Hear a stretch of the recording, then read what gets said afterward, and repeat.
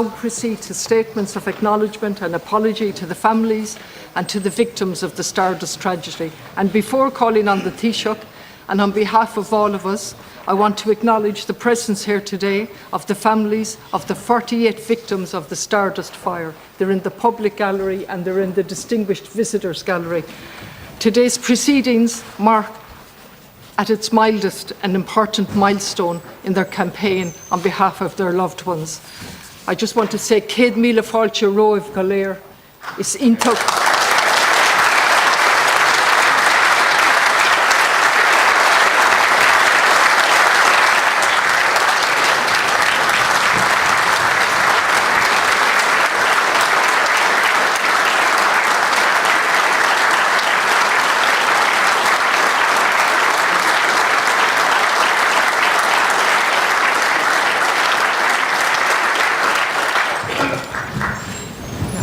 Thank you.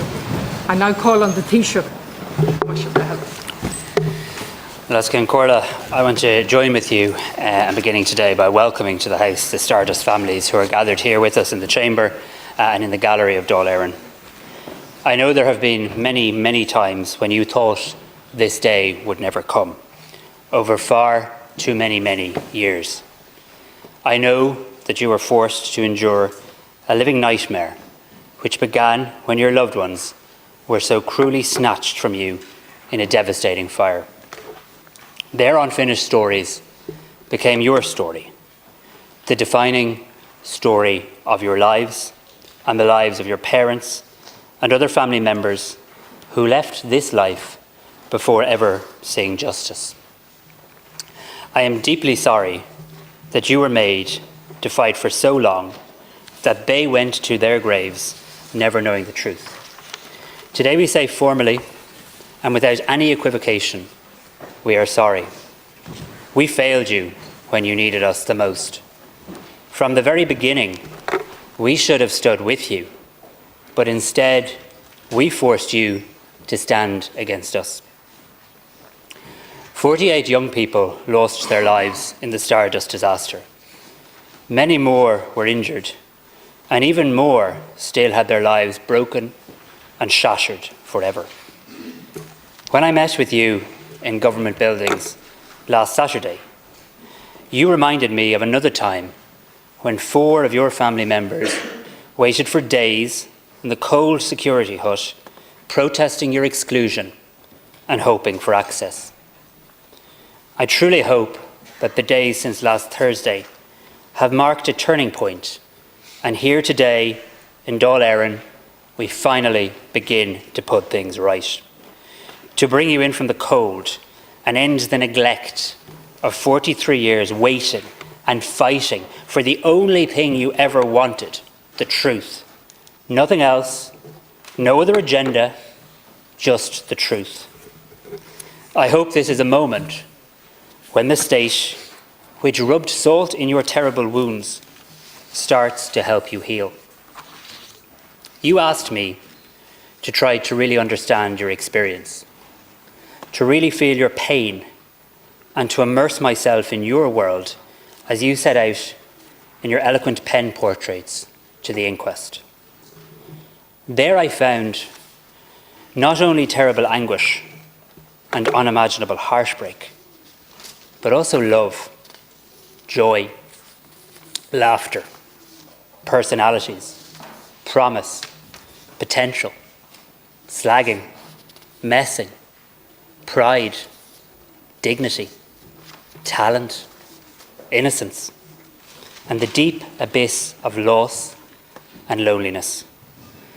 On February the 13th, 1981, 48 daughters and sons, husbands and wives, mothers and fathers, cousins and in-laws, uncles and aunts, neighbours, friends and co-workers went out to the Stardust on the night of the dancing competition and never came home.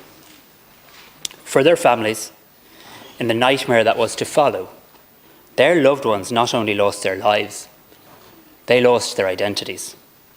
They were much, much more than numbers. They were bright, beautiful people. They had plans. They had dreams. They had their whole lives ahead of them. Today, as their families did in their pen portraits to the Stardust inquest, we remember each of them. Michael Barrett, who was working that night as an assistant DJ. He was wise beyond his years. He had an infectious laugh. He was 17 years old. Richard Bennett, who loved the horses and took on the role of breadwinner for his family, described as an angel in disguise. He was 17. Carol Bissett, a singer in the choir, a girl guide, quiet in her ways, much loved by all. She was 18. Jimmy Buckley, the life of every party, who loved hurling and had won a competition for his Elvis impression. Father figure, brother, hero. He was 23.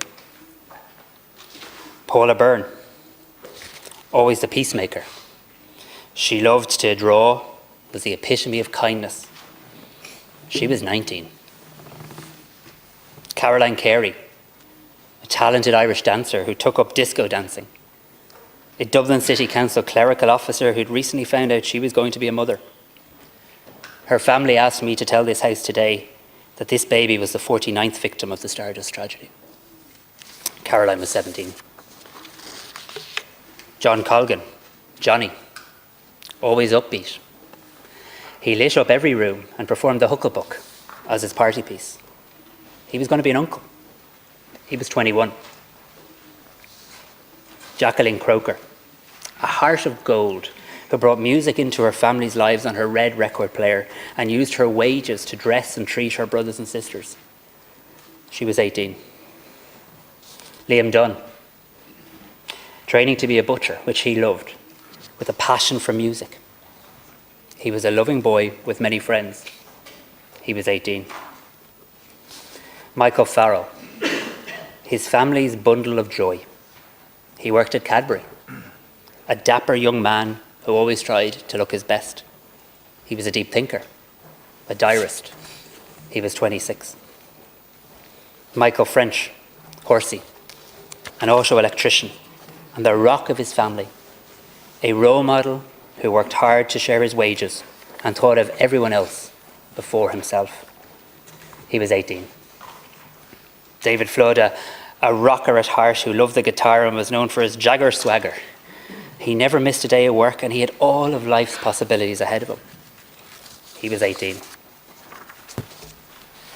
Thelma Fraser, gentle, kind, loved Friday nights and disco moves, remembered by her brothers and her sisters for her treats, her hugs, her kisses.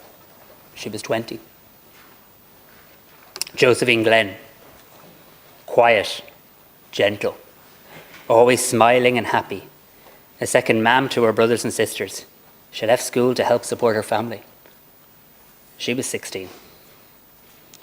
Michael Griffiths, happy, outgoing, with a great work ethic and a generous nature. He loved family occasions. He loved Christmas and could always be heard laughing, singing, playing music. He was 18. Robert Hillock, Bobby, outgoing, hard-working. He loved football and boxing. He was very close to his late brother Bill. He was 20. Brian Hobbs, his sister was known as his Mammy Pat. He was academically inclined. He excelled at catering college, winning a gold medal for Ireland in competition.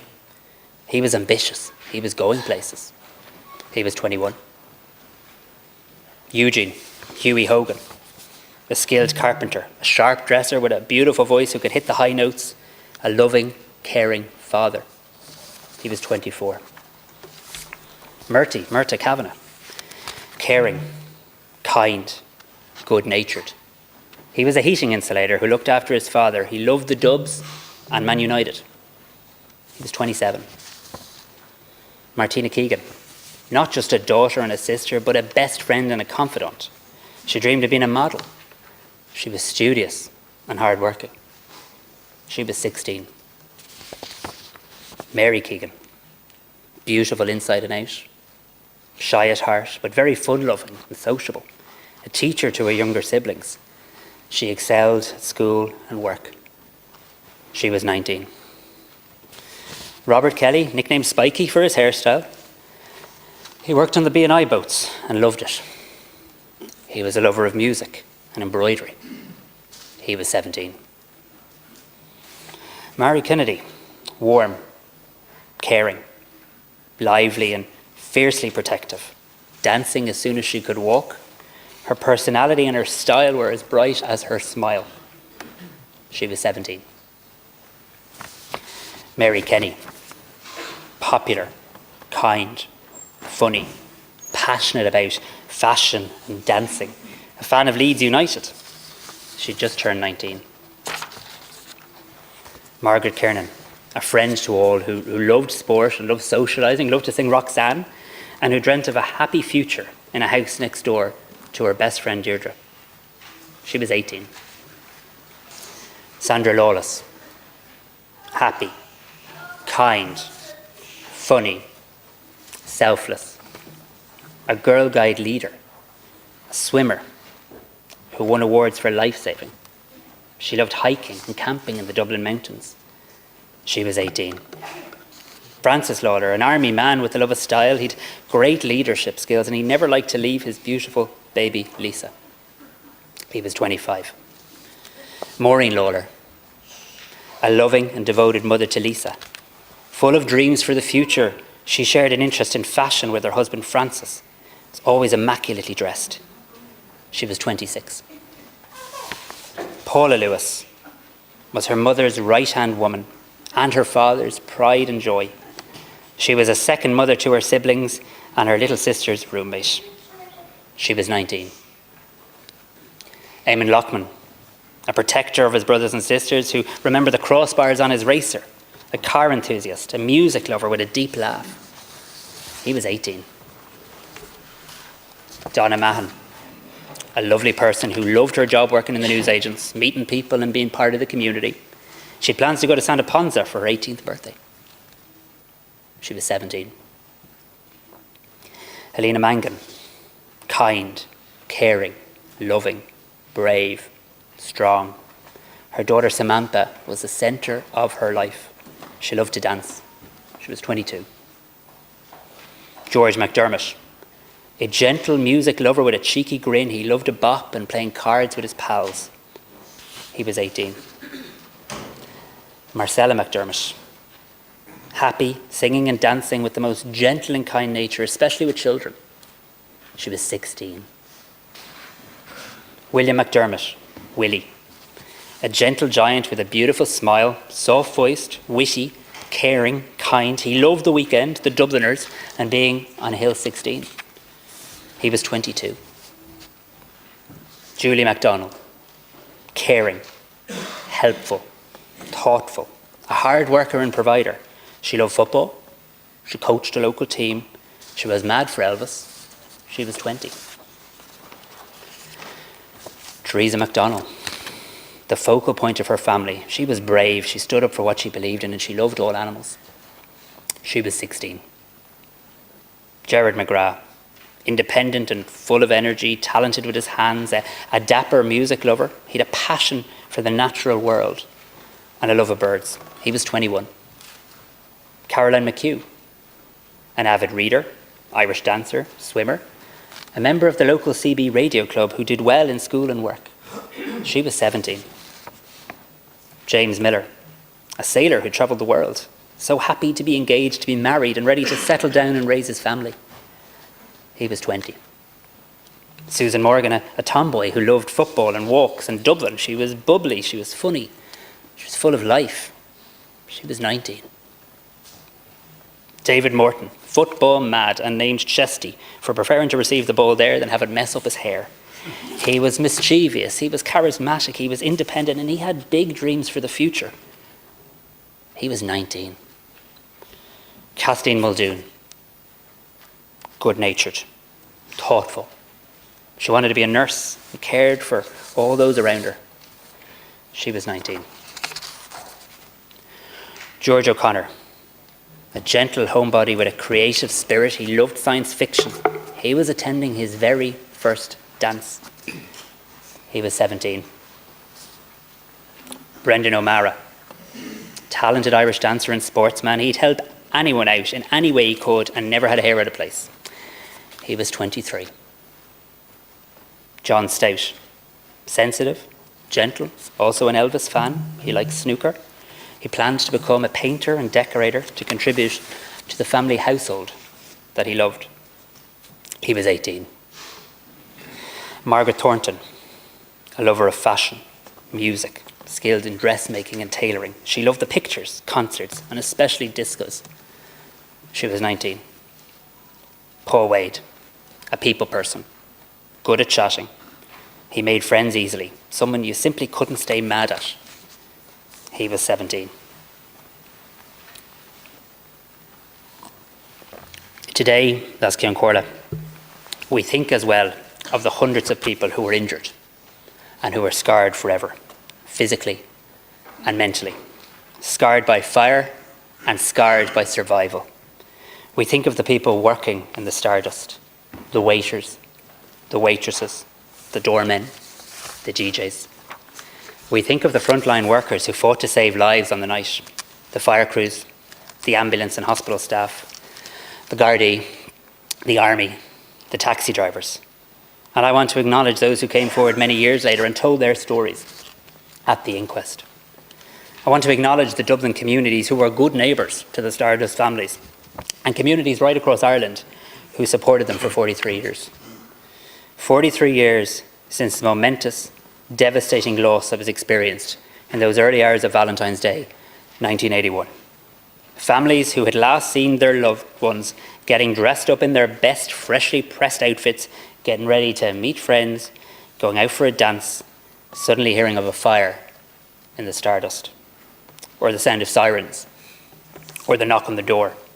And then the escalating panic as the realisation dawned that a disaster was unfolding, to the desperation of searching, of hoping, of praying that your family member or friend had left, had escaped, somehow wasn't there when the fire started and spread, to the frantic rounds of the Stardust car park, the hospitals and the morgue, to the dismay of confirming the identity of lost loved ones by recognising melted jewellery, or an engagement ring, or a wedding ring, clothing, or a digital watch, with a loved one's name replaced by a number, or that dreaded label, unidentified, or waiting many years for confirmation of identity, long after the agonising pain of loss, and the dreadful aftermath, the body bags, the numbers, the rushed funerals, the closed coffins, the shattering of families,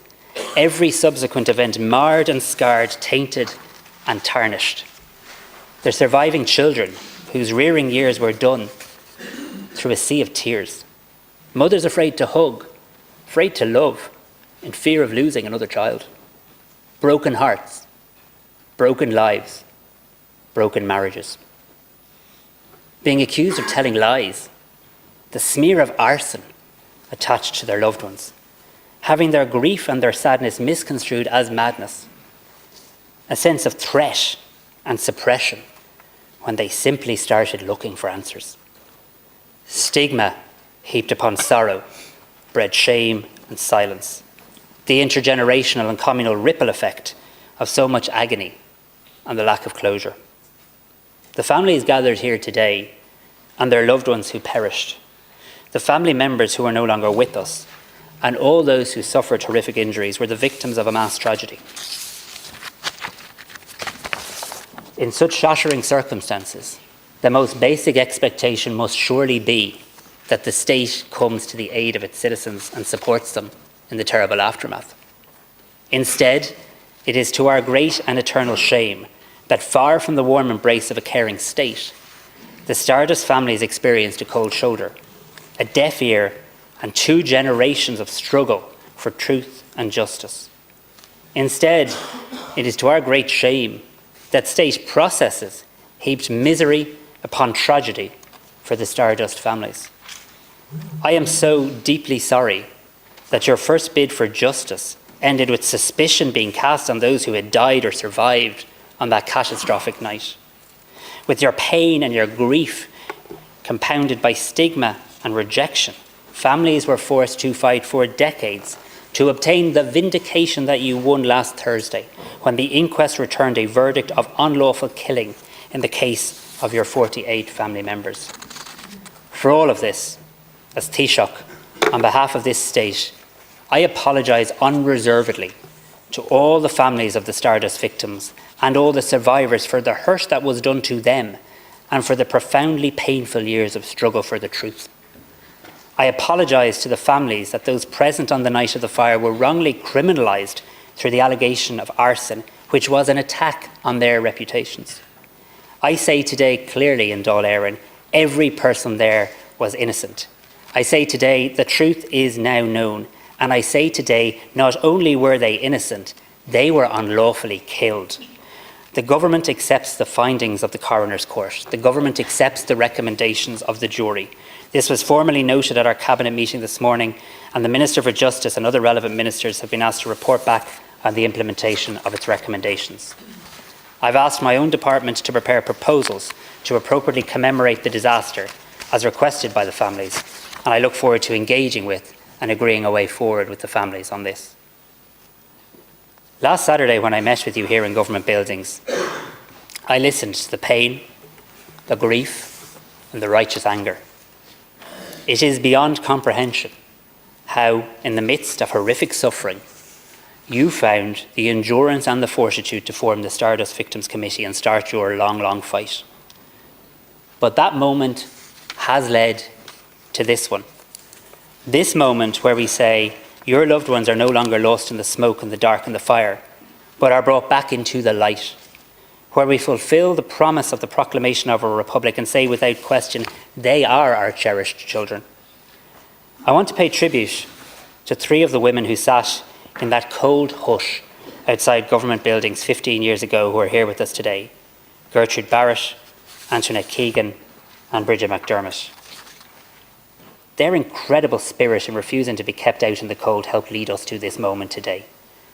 However, very sadly, a 4th woman who was there, Christine Keegan, and her late husband John didn't live to see this day. I want to turn to the words of Christine and the questions that she asked, which was never answered in her lifetime. Christine said in a statement she prepared for the inquest, but that she never got to deliver. The Stardust fire took all our happy family days away from us. It took away all our belief in faith, and it took away our trust with successive governments over the years. We felt abandoned and all alone and left like lambs to a slaughter.